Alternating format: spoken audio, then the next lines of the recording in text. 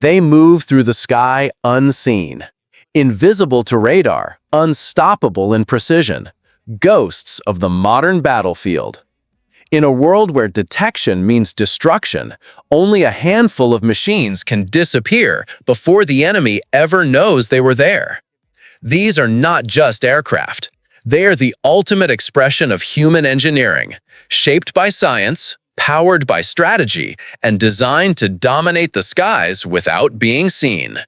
From the silent stalkers of America's next-generation Air Force, to the cutting-edge predators developed in Russia and China, to the experimental marvels rising in Europe and Asia, each one represents billions of dollars, decades of innovation, and the constant race for invisibility. They fly faster, think smarter, and strike with surgical precision.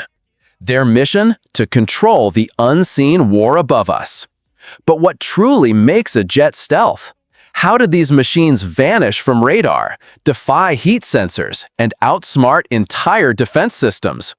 And which of them stands at the very top? The most advanced, most lethal stealth fighter jet ever built? Today, we peel back the veil on the world's most secretive aircrafts, the ones designed to disappear and destroy. These are the best stealth fighter jets in the world. For nearly a century, air superiority has decided the fate of wars. From the roaring propellers of World War II to the screaming jet engines of the Cold War, the race for the skies has never stopped. But by the late 20th century, one truth became undeniable. Speed and firepower were no longer enough. Whoever could not be seen would win. The age of stealth had begun. It started as a theory that radar waves could be bent, scattered, or absorbed, that an aircraft's shape could make it almost invisible to detection, and that pilots could strike deep inside enemy territory before anyone even knew they were there. In the 1970s, this theory became reality. A small, strange-looking jet took flight over the deserts of Nevada, its shape unlike anything before. It didn't look beautiful, but it was revolutionary. That aircraft would later become the F-117 Nighthawk, the world's first operational stealth fighter. Its success changed everything. Nations realized that invisibility was the ultimate weapon. And from that moment on, the greatest powers on Earth entered a new arms race. A race not for speed, but for silence. Stealth was no longer just about metal and engines. It became about data, sensors, and deception. The fight for the sky had become a war of signatures: radar, infrared, electronic, and visual, all to make an aircraft vanish like a shadow in sunlight. Today, only a few nations possess true stealth fighters, each one guarded by secrecy, powered by billions of dollars, and refined through relentless innovation.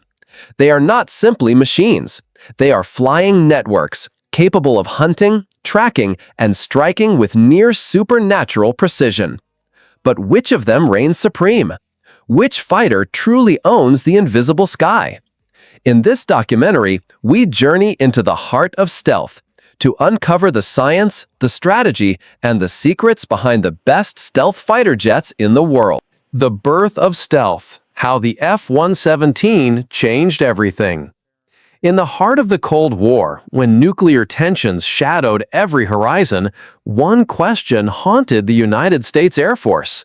How do you strike the enemy when their radar sees everything? By the 1970s, Soviet radar technology had become so advanced that no fighter could enter deep enemy airspace without being detected. Every aircraft left a radar signature, a reflection of its existence, and once seen, it could be destroyed. But inside a secret division of Lockheed Martin, known only as Skunk Works, a handful of engineers began to imagine the impossible. What if an aircraft could bend radar waves, scatter them, absorb them, vanish into the noise? What if the sky could hide you? Their vision gave birth to an aircraft so radical, so unconventional, that even its creators called it an alien on Earth.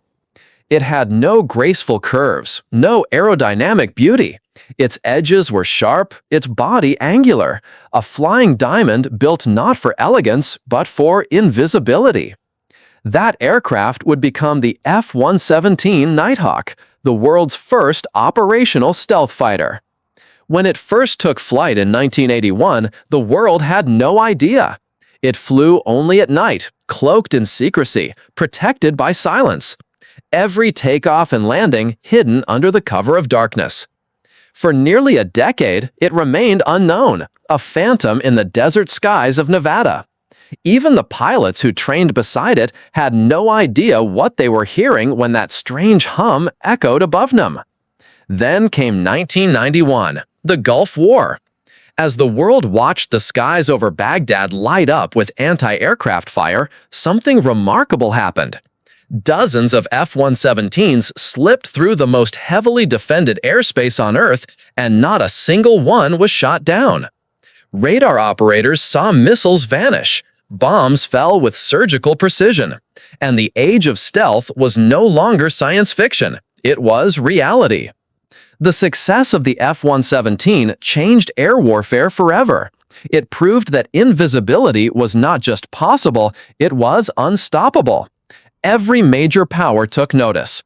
From Moscow to Beijing, from Paris to Tokyo, the race was on to create the next generation of aircraft that could strike first and be seen last. The Nighthawk had done its job. It opened a new era, but it was only the beginning.